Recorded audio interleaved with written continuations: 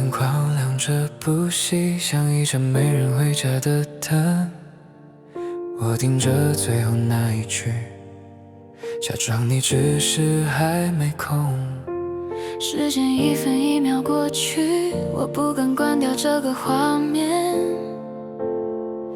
反复查看你上线的痕迹，却越看越陌生一点。你不在讯息里，却占满我整个夜里。我打好的那些关心，最后都没有送出去。你不在讯息里，却慢慢离开我世界。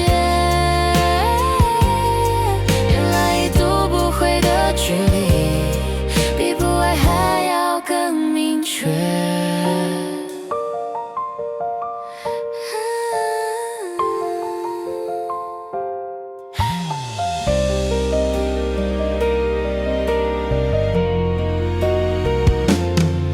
手机滑到没有内容，还是忍不住在刷新，是不是我太过天真？把沉默当成可能，你不说再见就转身，留我一个人等更新。世界还在继续前进，只有我停在你的上衣。你不在讯息里，却占满我整个夜里。我反复问自己，是不是早该放弃？你不在讯息里，连敷衍都没有痕迹。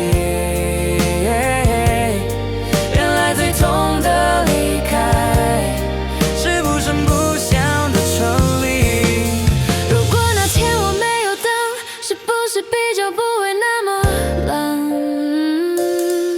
如果我早一点懂你，沉默就是答案本身。